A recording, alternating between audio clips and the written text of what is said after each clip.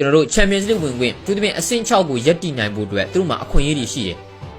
Aston Villa က Europa League ဖလားရပြီးတော့အဆင့်9မှာရပ်တည်နိုင်နေဆိုရင်တေးကြတဲ့ဘုံမောက်ကကျွန်တော်တို့နေတဲ့အဆင့်6ကနေ Champions League ဝင်ခွင့်ရမှာအဲ့တော့ဘုံမောက်ကအဲ့ဒီအဆင့်6ကိုရအောင်သူတို့ယူရမှာအခုလည်းပဲသူတို့ကအချိန်ကြီးကောင်းနေတယ်ပြောရရင်အဲ့တော့ဘုံမောက်ကွင်းမှာ Manchester City နိုင်ဖို့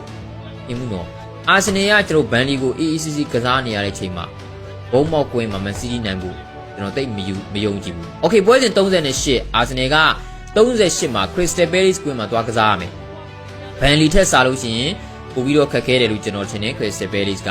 နော် West Ham ထက်စားလို့ရှိရင်လည်းပို့ပြီးတော့ခက်ခဲတယ်လို့ကျွန်တော်ထင်တယ်ဒါပေမဲ့လို့ဗျာ Palace ကွင်းမှာလည်း Arsenal နိုင်ဦးမှာပဲ 1-2 လောက်နေတော့ဒါကျွန်တော်ထင်ပေါ့နော်ဘာလို့လဲဆိုတော့ Palace မှာကစားစရာဘာရည်ရွယ်ချက်မှမရှိတော့ပြောရင် Palace ကတန်းစင်းရဖို့အသင်းလည်းမဟုတ်တော့တယ်လို့ဥရောပဝင်ခွင့်ရနိုင်မဲ့အနေအထားမျိုးလည်းမရှိတော့ Palace မှာလက်ကျန်ပွဲစီမဖြစ်မနေမှုသာကစားမယ်သူတို့မှာငါတို့ဒီပွဲနိုင်ရင်ဘာရမယ်ငါတို့အတွက်ဘာဖြစ်မယ်ဒီပွဲရှုံးရင်ငါတို့ဘယ်လိုတိုင်ပတ်သွားမယ်ဘာဖြစ်သွားမယ်ဆိုတဲ့စိတ်ပူစရာကောရစရာဘာမှမရှိဘူးအဲ့တော့ Palace အတွက်အာကျူးမန်တက်ကစားစရာအများကြီးမရှိဘူးဗျာမှန်တယ်ပြောရင်နော်အဲ့လိုမျိုးအချိန်မှာ Manchester City ကလက်ရှိ1-4-5ထဲမှာဝင်နေတဲ့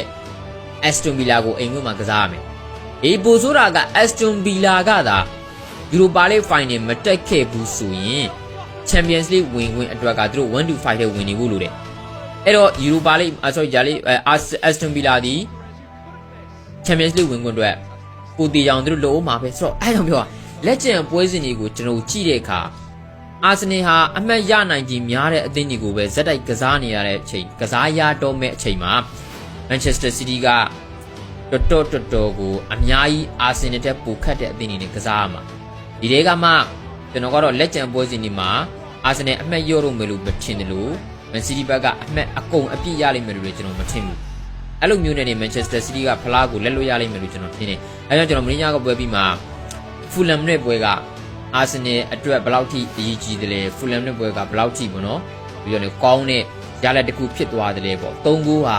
ဘယ်လောက်ထိကောင်းတဲ့ goal difference ဖြစ်သွားတယ်လေဆိုတာပြောတာအဲကြောင့် Victor Gyökeres ပြောတဲ့သူတို့အနေနဲ့ပေါ့နော်ပွဲတချို့ကစားဖို့ကြံသေးတယ်ဆိုပြီးမဲ့လေလို့တော်ကောင်းတဲ့အရာတွေဖြစ်လာဖို့အတွက်ပေါ့နော်နေရာကောင်းတစ်ခုကိုသူတို့ရအောင်လှုပ်ထားပြီးလို့သူယုံကြည်နေတာကိုကြည့်ဒါတကယ်လည်းပဲမှန်ပါတယ်မနေ့ပြောရင်အာဆနယ်ကဖလားမရတာတော်ကြာနေပြီဖြစ်တယ်လို့Victor Gyökeres တို့ဘာလို့ကိုခေါ်ထားတဲ့နေရာမျိုးမှာလေသူတို့ရဲ့တိုက်စစ်မှာနော်တိုက်စစ်မှာဆိုလို့ရှိရင် Gyökeres လူမျိုး goal scorer ကိုသူတို့ကလိုအပ်နေကြတာအဲ့တော့သူရောက်လာတဲ့ຢာဒီမှာပဲသူ့အနေနဲ့ဖလားတွေဘာတွေယူပြပေးနိုင်နေဆိုလို့ရှိရင်ဒါသူ့ရဲ့ impact ကိုကျွန်တော်တို့ကောင်းကောင်းမြင်နိုင်တာပဲဒါအပြင်ညကလည်းပဲသူနဲ့ဆာကာနဲ့တွဲလုံးနေကောင်းနေဂိုးတွေသူသွင်းနေပြီးရင်ဘ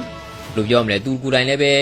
အာဆနယ်အတွက်ဒီຢာဒီဂိုးတွေသွင်းနေတာ20ကျော်ပြီလားမသိဘူးအဲ့တော့သူ့ကိုခေါ်ထားတဲ့ຢာဒီမျိုးပထမဆုံးမှာပဲသူဂိုးဆရဗာလေဒီဖလားတွေဘာတွေရအောင်လှုပ်ပြပေးနိုင်နေဆိုရင်တော်ကိုကစားမအတွက်ကအမှတ်တရတွေဖြစ်သွားမှာဒါအပြင်အာဆနယ်အတွက်လည်းလုံးဝလိုအပ်နေတဲ့ဖလားပါเนาะလိုအပ်နေတဲ့ဖလားပါအဲ့တော့ကျွန်တော်ကတော့ဒီအခြေအနေဖူလမ်ကိုနိုင်လိုက်တယ်ဆိုတဲ့အခြေအနေကအာဆနယ်အတွက်ဘယ်လိုပြောမလဲဖလားကိုဘယ်လိုပြောမလဲဒီလက်တစ်ဖက်နဲ့အရင်ကင်ထားလို့ဖြစ်နေပြီလို့တော့မှကျွန်တော်ပြောလို့ရတယ်เนาะဆိုတော့ဒါကြောင့်ကျွန်တော်လက်ချန်ပွဲစဉ်ဒီမှာထားပါတော့ဗျာပွဲစဉ်လက်ချန်2ပွဲကို Manchester City နိုင်တယ် goal difference အနေနဲ့ပိုနိုင်နေဆိုရင်တော့မှ